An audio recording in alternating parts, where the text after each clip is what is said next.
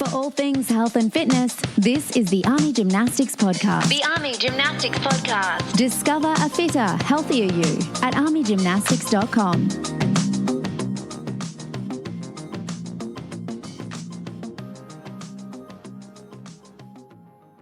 All right, so today we're going deep on something that's pretty sneaky and affects a lot of people. Prediabetes. Yeah. And we've got some great info to dig into from the Mayo Clinic and Johns Hopkins Medicine. Awesome. So what's our mission for this deep dive? I think it's got to be understanding what prediabetes even is. Yeah. And why it matters so much. Right. And then, of course, what can we actually do about it? Absolutely. But maybe we should start with the elephant in the room, which is prediabetes often doesn't have any super obvious symptoms. You're right. It's kind of sneaky that way. Right. It's like a silent threat. Exactly. Silent threat. Yeah. So that makes early detection even more crucial, wouldn't you say? Absolutely. Yeah. I mean, how do we even know something's up if our body isn't sending out those clear warning signals? Right. I think to really get this, we need to understand what's happening inside the body when someone has prediabetes. Okay. I know it all comes down to insulin and glucose, but maybe you could break that down for us. Yeah. So think of glucose is the fuel that our body runs on. Okay. Like the gas for our car, right? And then you've got insulin, which acts as the key that unlocks the doors to our cells, letting that glucose in to provide energy. So the cells are like the engine, needing that fuel to run. Exactly. Got it. But in prediabetes, that key, the insulin, gets a little rusty. Rusty. Yeah, rusty. It still works, but not as smoothly as it should. So what happens then if that glucose, the fuel, can't get into the cells as easily? Well, it starts to build up in the bloodstream. And that's where the problems start. Right. And over time, this can cause some serious damage to blood vessels and nerves. So we're talking about long-term risks here. Absolutely. Things like heart disease, stroke, even nerve damage. And I'm guessing this is all connected to that silent threat idea we talked about earlier. Exactly. You might not feel any different, but these changes are happening quietly in the background. Which is why understanding the risk factors is so important, right? Absolutely. Let's dive into those. I know weight is often mentioned, but what else is going on? So yeah, weight is a big one, especially if you're carrying extra weight around your midsection. Like belly fat. Exactly. And it's not just about the number on the scale. Okay. That belly fat is actually metabolically active. Oh, wow. It releases substances that can make insulin resistance even worse. So it's about where you carry that weight, not just how much you weigh. Interesting. What about diet? Does that play a role? Oh, absolutely. A diet high in red meat, processed meats, sugary drinks, those things can really contribute to insulin resistance. Yeah, those don't sound like the healthiest choices. Not really. Hey, what about those refined carbs? Uh-huh. Like white bread and sugary cereals? They send your blood sugar on a roller coaster ride, putting a lot of strain on your pancreas. So those quick spikes in blood sugar are the real problem here. Exactly. And that brings us back to something Johns Hopkins talked about, which is the importance of fiber. Oh, yeah. Fiber is a game changer when it comes to blood sugar. Why is that? It slows down the absorption of sugar into your bloodstream, preventing those dramatic spikes. It acts as a buffer, keeping things more stable. Right. I've started to see the connections here. Yeah. If you're eating lots of processed foods and sugary drinks, you get those blood sugar roller coasters. Yep. And over time, that can lead to insulin resistance and eventually prediabetes. Exactly. And it's not just what we eat. Lack of physical activity can also increase your risk. Interesting. How so? When you're not moving much, your muscles don't use glucose as efficiently. Oh, I see. And that can contribute to insulin resistance. So it's all about balance, right? Exactly. The fuel you take in and how much your body actually uses. Exactly. Makes sense. But what about the things we can't control, like age? Or family history. Right. Do those play a role too? Unfortunately, yes. As we get older, our bodies naturally become a bit more insulin resistant. So that's just part of the aging process? Yep. And if you have a family history of diabetes, that also increases your risk. Okay, so there's that genetic component. Right. It's like inheriting a slight predisposition. So some things are out of our control, but that doesn't mean we should give up, right? Absolutely not. Even with those non-modifiable risk factors, there's still a lot we can do to lower our risk. Yeah, that's what we want to focus on. Exactly. And that's why this conversation is so important. It's about focusing on what we can control and taking those steps to protect our health. Right. So let's talk solutions. Okay. What are some key lifestyle changes people can make to prevent or even reverse prediabetes? Well, let's start with the foundation, diet. Okay. It's not about deprivation. Right. It's about making smart swaps and finding a way of eating that you can stick with Makes sense. that actually supports your health. Now, I know the Johns Hopkins material mentioned the Mediterranean diet. Mm-hmm. Why is that one so beneficial? It's all about whole, unprocessed foods. Okay. Fruits, vegetables, whole grains, lean protein, healthy fats. So like olive oil, nuts, seeds. Exactly. Things that nourish your body at a cellular level. Instead of focusing on what you can't eat, it's about embracing all the delicious, healthy foods you can enjoy. Right. I like that approach. It's a more positive way to look at it. Yeah, absolutely. And I know it's not just about the types of foods you eat. Mm-hmm. It's also about the quantity, right? You got it. Portion control plays a big role in managing blood sugar levels. Speaking of portions, I know the American Diabetes Association has their My Plate guidelines. Right. Is that something people with prediabetes should be following? Absolutely. Picture your plate divided into 4 sections. Okay. Half of your plate should be filled with non-starchy vegetables. So like broccoli, spinach, peppers, all the colorful stuff. Exactly. Load up on those. Okay, so serious veggie party on one side of the plate. Yeah. What about the other 2 sections? 1/4 should be dedicated to lean protein. Nice. Chicken, fish, beans, tofu. Lots of options there. Mm-hmm. All great choices. And the final quarter. That's for your healthy carbohydrates. Okay. Think whole grains, sweet potatoes, or fruit. So half veggies, 1/4 lean protein, and 1/4 healthy carbs. You got it. I'm picturing that plate now, and it actually looks pretty delicious. It can be. And of course, we can't forget fiber. Definitely not. How much should we be aiming for? Aim for 25 to 30 grams daily. Wow, that's a good amount. Yeah, it helps regulate blood sugar, keeps you feeling full, and even supports gut health. So where can people find those fiber-rich foods? Give us some specifics. Think whole grains like quinoa and brown rice, legumes like lentils and black beans, and of course those fruits and veggies we talked about. Okay. Berries are especially high in fiber. Oh, I love berries. Plus, they're packed with antioxidants too. Double win. Right. So we've got the veggies, protein, healthy carbs, and we're loading up on fiber. Mm-hmm. But what about sugar? That's the big villain here, right? Well, sugar isn't the enemy, Okay. but too much of it can definitely mess with your blood sugar levels. So it's all about moderation. Exactly, and making conscious choices. How can we become more sugar savvy in our everyday lives? Mm-hmm. Any tips for navigating those food labels? But there's a simple rule I love, the 520 rule. Well, tell me more. It's a quick way to assess if something is loaded with sugar. Okay. Choose products with a sugar content of 5% or less of the daily requirement, and avoid those where it's 20% or more. So the 520 rule, I'm writing that down. Yeah, it's like a secret weapon for decoding those labels. It is. And what about fruit? I know some people are wary because of the sugar. You know, fruit is a great source of nutrients and fiber, but it's all about choosing wisely and watching portions. Okay. Whole, fresh fruit is always a better option than fruit juice or dried fruit, which can be much higher in sugar. So moderation is key. Exactly. Enjoy that apple or those berries. Yep. But maybe skip the fruit punch and the gummy snacks. Good call. Okay, so we've talked a lot about diet, but I know it's just one piece of the puzzle. You're right. Physical activity plays a huge role too, wouldn't you say? Absolutely. All right, let's shift gears and talk about movement. Okay. What kind of exercise are we talking about? Mm-hmm. And how much do people need?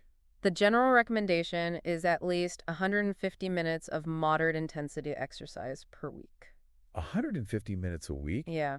That sounds doable. Right? It could be a river walk, a dance class, swimming. Anything that gets your heart rate up. Exactly. And that you enjoy. Yeah, that's important. It is. You got to find something you like. Now, what about strength training? Strength training is fantastic for building muscle. Mm-hmm. And muscle is a glucose burning machine. Ah, so it helps with that whole blood sugar balance. Exactly. How often should we be strength training? Aim for 2 to 3 sessions a week, focusing on different muscle groups. So a mix of cardio and strength training. Right. And like you said, finding activities you enjoy is key for making those changes last. You got it. It shouldn't feel like a chore. Yeah, Find something that brings you joy and makes you feel good.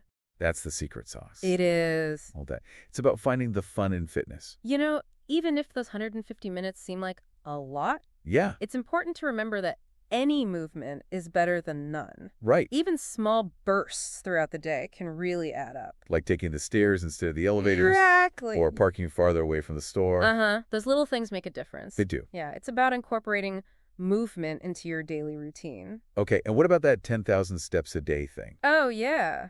Is there any science behind that? It's more of a guideline. Okay. But studies have shown that aiming for 10,000 steps can have some pretty significant health benefits. Like what? Well, things like improved blood sugar control. Ah, so it's a good target to strive for. Yeah, definitely a good starting point. Okay, so find an activity you love, get those steps in, and we're on the right track. Mm-hmm. Now, I know weight loss is often part of the conversation when it comes to prediabetes. Right. Is that always necessary? It's not always a requirement, but it can make a huge difference. Okay, so how much weight loss are we talking about? Even a small amount, like 5 to 7% of your body weight, Okay. can significantly improve your A1C levels. Hold on, you just said A1C. Yeah.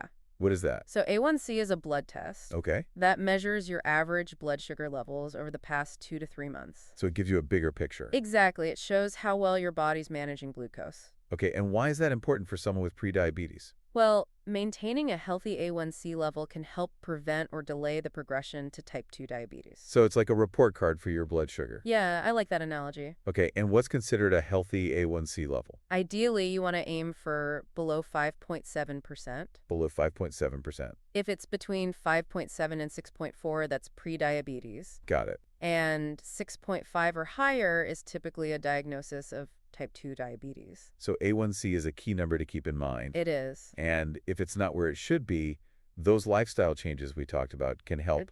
Diet, exercise, weight management, they all play a role. They all work together. And while we're talking healthy habits, Yeah? I know sleep often gets overlooked. It does. How does sleep factor into all of this? Sleep is so crucial for our health, and it Mhm. plays a big role in blood sugar regulation. Okay. When you don't get enough sleep, your body produces more cortisol. Which It's a is? stress hormone, Oh, okay. and that can lead to increased insulin resistance. So lack of sleep throws off that delicate balance. Exactly. It's like a domino effect. How much sleep should we be aiming for 7 to 8 hours of quality sleep each night. every night? Every night. Okay, that's important. Yeah, it's like hitting the reset button for your body. Gives it time to repair and recharge. And what about stress? I mean, we all experience stress, Of course. but does it actually impact blood sugar levels? You bet. Really? Stress triggers the release of cortisol and Mhm. adrenaline, and those hormones can increase insulin resistance. So chronic stress is like constantly being in fight or flight mode. Yeah, exactly. Not good for blood sugar control. Not good at all. So we need to find healthy ways to manage that stress. We do. What are some good strategies? Think meditation, yoga, deep breathing, Mm-hmm. spending time in nature, whatever works for you. So many options. There are... It really is about taking a holistic approach. It is. It's about creating a lifestyle that supports your overall well-being. I like that. Yeah. Okay, so we've talked about diet, exercise, weight management, sleep, stress management. Right. What about the emotional side of things? Yeah. I imagine a prediabetes diagnosis can be pretty overwhelming. It can be. Absolutely. What are some of the emotions people might experience? You know, it can bring up a lot of fear, Yeah, anxiety, even guilt. I can see that. Yeah, it's a lot to process. It is. But it's important to remember that prediabetes is not a personal failing. It's not. No, it's a complex condition influenced by a lot of different factors. Okay. Some within our control, Mhm. some not. Right. So instead of focusing on blame, it's about shifting the focus to what we can do moving forward. I like that. It's about taking action. Exactly. So if someone is diagnosed with prediabetes, hmm what are the next steps? The first step is to talk to your healthcare provider. Okay. They can assess your individual risk factors, Mm-hmm. order any necessary tests, and help create a personalized plan. So it's about working with your doctor as a partner in your health. Exactly. You're a team. And I know we've talked about lifestyle changes, Right. but how effective are they really They can be incredibly effective. in preventing diabetes? Yes, in preventing or delaying the progression to type 2 diabetes. So there is hope. There is, absolutely. It's not too late to take control. Never too late. I think that's a really empowering message. It is. It's about taking control of your health and knowing that you have the power to make a difference. You do. Now, are there other healthcare professionals who could help? Oh, absolutely. Who should people reach out to? Registered dietitians can help create a healthy eating plan, Okay. and certified diabetes educators can provide education and support it. So it's about building a team of experts. Exactly. And I imagine support groups can be helpful too. definitely. Connecting with others who understand what you're going through can make a big difference. Absolutely. Sharing experiences and tips and encouragement. That sense of community. Yeah, Okay, so we've talked about the emotional side, right. the importance of seeking guidance, Mm-hmm. and the power of connecting with others. Right. Before we wrap up, I Yeah. want to circle back to something we mentioned earlier, Okay. the reversibility of prediabetes. Right.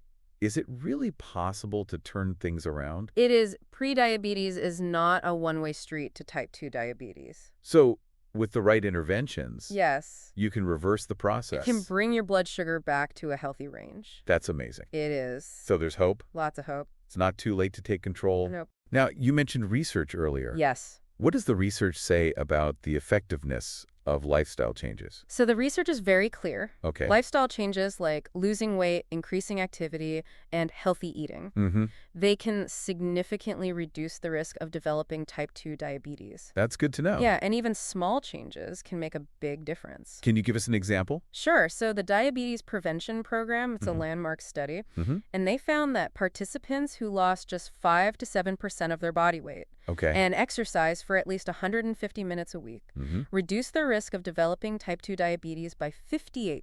58%. Yeah, isn't that incredible? That's huge. It is. It shows the power of these lifestyle changes. It does, and it's never too late to start. Never too Yeah, late. whether you've just been diagnosed or you've been living with it for a while. Right. Today's a great day to commit to making those changes. Your future self will thank you. Uh, It really is incredible to think that we can actually reverse this. It is, and it's not just about avoiding diabetes. What do you mean? Well, when you make these lifestyle changes, they have benefits beyond just blood sugar control. Okay. They think about eating a balanced diet, getting regular exercise, Yeah. managing stress, prioritizing sleep.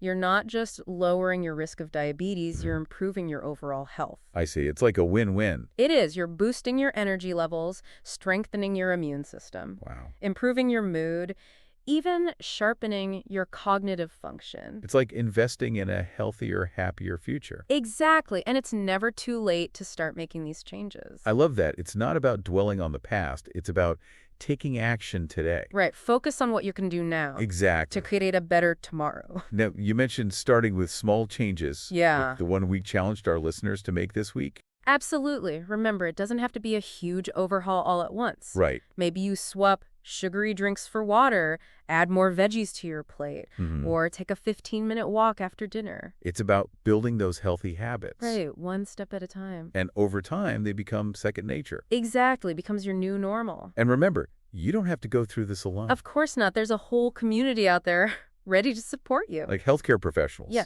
doctors, dietitians, diabetes educators. Support groups, too. Absolutely, find your tribe. Speaking of support, I wanted to remind our listeners about that great resource we talked about earlier. Oh, yes, armygymnastics.com. It's a fantastic website for all things health and fitness. They have expert advice, workout plans. Personalized fitness solutions, everything you need. Yeah, it's a one-stop shop for reaching your health goals.